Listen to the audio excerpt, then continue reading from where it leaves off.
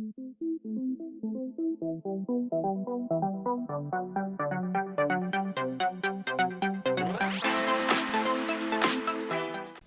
everybody, this is Graeme Anderson, and today I'm going to be looking at Grand Trunk Journey. Now I must admit that I do like train games, so when I saw this one I was immediately drawn to it. Now I wasn't sure if it was going to be a stock game, a route building game, or whatever. As it turned out, it was a pick up and deliver game, but with some good hand management and a tight time track that needs to be well managed. The gameplay itself is pretty straightforward. If you want to move your train, you have to play a destination card from your hand and move to that location, deliver goods and pick up goods. But most cards are multi-purpose. You could use the card to move to a location, but then you can't use the action on the card, or maybe not use that card as a rail card to pick up different goods. So you need to be thoroughly planning your moves, as everything costs you time, and you've only got so much of that. So, is this game a keeper, or should be left along the trackside? Let's get it to the table, see how it's played, and we'll come back for my final thoughts on Grand Trunk Journey.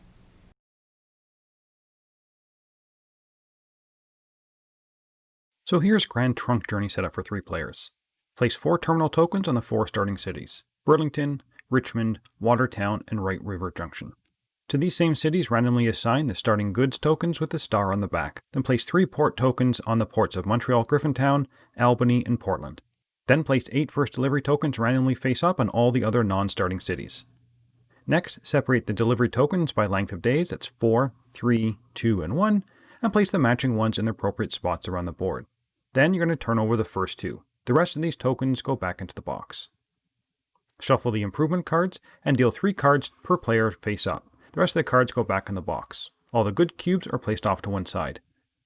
Each player takes the cards, train marker, 1 fast locomotive token, 3 track markers, and their overview sheet of their color. Randomly determine who goes first and place their marker at the bottom, with the other players in player order placed on top. The player who's at the bottom of the stack will go first. Each player will place markers on the victory point track and on the wood track. The first player will shuffle the 4 starting city cards and deal 1 to each player. This is used to determine the player's starting cities. All players will place their trains in that city that they were dealt, then return the cards to the starting player. Each player will then take out the city card matching their starting city from their starting cards and place it in front of their starting locomotive. All other starting cards will have an asterisk on them. Then all players can pick one of their starting rail cards and place it to the right of their locomotive and place 1 matching cube on it. Finally, each player will shuffle the remaining 8 starting cards and draw 5. The rest of the cards are placed off to one side. During Grand Trunk Journey, players will take their turns based on whichever player is furthest behind on the day track. This can result in the same player taking multiple turns in a row until they are no longer the last one on the track. Everything you do in this game will take time, so you must be using your time as wisely as possible. As soon as one player reaches 36 days, the game will go into the final stages. Let's have a look at your locomotive. It is made up of the city where your train currently is, your rail car, which will have a Roman numeral on it, which indicates how many rail cars this locomotive can move. Then on each rail car, which can only hold 1 good, will be shown what type of good this rail car can hold. Players can only ever load 1 cube into a rail car, and you cannot move an empty rail car on your turn. The active player can do one of 2 options on their turn. They either move their train, or they do maintenance. Let's have a quick look at the maintenance since it's the easier option. To perform maintenance, you discard as many cards as you want from your hand, and draw back up to your hand limit of 5. This will cost you 1 day. You cannot play any other cards from your hand or do any other actions, and then your turn is over. To perform the action of moving your train takes a few steps. First, you must replace the location card at the front of your locomotive with the destination card from your hand, and move your train there via the shortest path possible. This is mandatory. For each leg of the journey, it will cost you 1 day. The card that is placed from your hand as the new location cannot be used for anything else, including the actions on it. If you play a port card, you can move your train to any port. Now once you're at the new city, you can deliver some cubes, but this is optional. Each city will show you which cubes it wants and what cubes it produces. There are 3 options when you want to unload or deliver a good. If you deliver a cube to a city that wants it, place the cube in front of you as a delivered cube. If you're the first player to deliver a good that city wants, take the victory point marker and move your point counter forward. Depending on what you delivered, different things could be triggered. For coal, nothing happens, but is needed to increase the speed of your locomotive later on. When you deliver wood, move up on the wood track. This will determine how many victory points you receive at the end of the game for each improvement card that you have purchased during the game. If you deliver iron, you'll add 2 steel cubes to the city up to a maximum of 4. These steel cubes can be picked up as normal by any player. If you deliver steel to a port, which is the only place you can deliver steel, you immediately score 3 points. Another way to unload goods is if your time marker is within a special delivery contract window up here. If you deliver this good to this city during this window, you'll receive this many points and you're going to remove the contract from the board. This delivery cube goes back to the supply. It is not placed in front of the player and will not trigger any abilities. But a special delivery can still collect the first delivery token if it's still available. And finally, if you unload a good at a city or port that does not want it, put the cube back into the supply and lose 1 victory point. Once the optional delivery is done, you must remove rail cars that are empty that you cannot or do not want to refill during this turn. Next, you can add rail cars to your hand up to the limit of your locomotive can haul. Remember, you cannot end your turn with empty rail cars. Next, for each empty rail car, you must load it with a good that city generates. Remember, rail cars can only hold the type of good that they have listed. You can load as many goods as you want as long as each rail car only has 1 good in it. If you want to load steel, you take it from the supply above the city. After you've loaded goods, make sure you do not have any empty rail cards, and finally draw back up to your hand limit of 5. If your deck is empty, just shuffle your discard pile. Now some of the cards in your hand will also have actions on them that can be played anytime you take the move train option.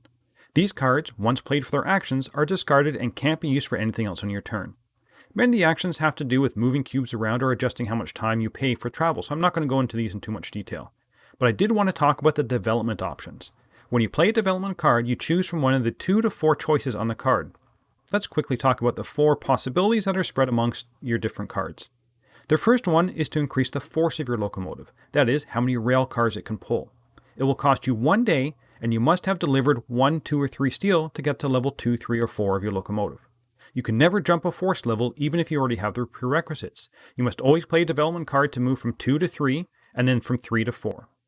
When you've upgraded, take the appropriate force level locomotive. Remember though that the steel is not returned to the supply, you just have to have it delivered so it's in front of you. The second option is to increase the speed of your locomotive. It will again cost you 1 day, and you must have already delivered 3 coal. When you upgrade, add the speed upgrade to your locomotive. If you upgrade the force of your locomotive later, the speed upgrade goes along with the new force level. This upgrade allows you to subtract 1 day from your total movement on a turn to a minimum of 1 day. Again, the coal is not spent. You just have to have it in front of you after you've delivered it. The third development option is to build a new terminal. This will cost 1 day, and you'll place a terminal token on the city that does not already have one and immediately score 2 points. Then all players will take that city card out of the reserve and add it to the discard pile. But if you're the one placing the terminal, you can instead place it on top of your draw pile or in your discard pile. The last development action is to acquire an improvement card. This costs 2 days, and you take the card from the side and apply the action. Some of them are ongoing abilities, some of them are one-time uses, and some of them giving you additional actions you can do on your turn for the cost of days. The end of the game is triggered when a player lands or exceeds day 36. Their game is over. All other players may continue to play until they reach or exceed 36 as well, but may also pass if they no longer wish to take any turns. Then you go into final scoring. You get 1 point for each day you are behind the most advanced person on the track. For each set of coal, iron, and wood, you score 3 points. Each improvement card you have purchased scores 0 to 7 points depending on where you are on the wood track. Multiply the number of cards by your position on the wood track. Add up all those points, and whoever has the most points is the winner. Let's get back to see what I thought about the Grand Trunk Journey. Let's have a quick look at the theme and components. The theme itself of being a manager of a railway company works insofar as much as it does feel like you're moving goods around. It really could have just been about anything else, but you know what? It works with the actions of the game. And I do find that pick up and deliver games do tend to lend themselves to the theme of trains or trucking or shipping, so for me, the theme just worked. The components, they're nothing spectacular. They're all a washed out color, but you know what? I didn't have any major complaints about them. The cards are easy to read and split up in a logical way, with the city name right across the top of the card and the actions in the middle of the card. Just kind of makes sense. The iconography on the cards, though, can take a little getting used to, especially the objective cards and the improvement cards. But even after playing the game a few times, I still wasn't sure what some of the cards were. Which brings me to the excellent player aid. Each player gets one of these for their company, and it lists all the makeup of your cards, the turn structure, how to score, and on the back is all the cards. This is really well done player aid. So on to the gameplay itself. To start off, I'm going to say right off the bat, I really, really enjoyed this game. And I honestly didn't find that many faults with it. So I'm going to quickly through the highlights for me. Now, first, each person's deck is slightly different. They have similar actions, but the cards they appear on are different. For example, when opening up a new terminal, picking which city you want is pretty important. Are you going to open up based on what that action gives you? Or are you planning maybe to do a special contract delivery there soon? Maybe it's a place to make it easier to deliver some goods. Now there are some really good decisions to be made. Now one thing I didn't mention in the walkthrough is that there are a set of objective cards, which you should introduce probably after your first game or so, just so you get the game under your belt. These again offer a lot of replayability and some more good decisions to be made. Now to get one you need to play a development card and spend a day, and you have to have met the minimum requirements for the card. Now the card could be the first person to collect 3 steel. Claim the card and get 1 victory point for each steel you have at the time you claim the card. So maybe you push it, maybe collect a few more steel before you take the card, but that opening yourself up to the risk that maybe someone else will take it.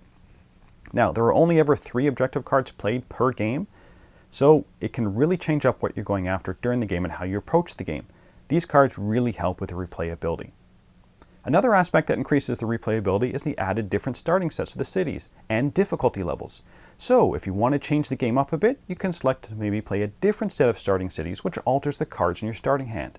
Now they're grouped together to make sure they're balanced, and they are listed on the back of the rulebook here. And they have different starting cards, the different levels, so you can kind of approach how difficult you want the game to be. Now you can't have a completely random setup. I think it's because there's definitely more useful cards than others, and in the long run, having one person start with, like, let's say, all the development cards while other people don't have the development cards could be unbalanced. But having the preset options is the next best thing.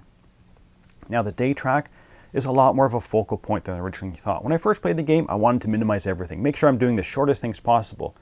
But getting those special contracts can be very tempting, and careful planning of where you go, what to pick up, and when makes it really interesting. And that is what I found for most of the game. I wanted to do everything. I wanted to deliver coal so I can up my speed. I want to get steel, which means I have to deliver iron first, so I can use that steel to make my train more powerful or score some points. I want to deliver goods so I can get points for my improvement cards. I want to open up more areas with my development cards. I want to fulfill the objective cards. I want to do it all. But everything takes days, and there is never enough of them. You really need to decide what you want to go after. And they all seem to be really good strategies, and really nothing can be overlooked. They all seem to be viable ways to go. Now this can lead to some of my only minor negatives. There is some randomness to the game. What you draw may not lead to what your plans are for that turn. Although there is a card in your starting cards, the Grand Trunk Junction, that will allow you to go anywhere at the cost of additional day, it's only one card that might not be in your hand. Now, I didn't find the randomly overly punishing, but it does lead to analysis paralysis because you have to be altering your plan slightly with each draw of the cards. The ability to cycle through your deck as well can help with this, but at the cost of a day, you definitely don't want to be doing that too often. And really, that's my only negative to the game. So would I recommend this? Now, I understand that this game is not going to be for everyone. But if the game looks interesting at all, I would highly recommend this game. I thoroughly enjoyed the slight asymmetrical feel to the player's decks, combined with the changing improvement cards and objective cards to really vary up the way I even approach the game every time I played. I like that there were different ways to start the game that are being pre-balanced, so you don't have to worry about, one person being overly powerful. The day track and managing your time to try and be at certain areas at certain times was thoroughly enjoyable. There are multiple paths to victory, and you can't be doing them all. Now, some of the only negatives I heard were the randomness, and I realized this style of game might not be to everyone's taste. But I would still highly recommend this game, and I'm going to give it an 8.5 out of 10 in the Dice Tower Seal of Excellence. And that's it for the moment. Until next time, thanks for watching.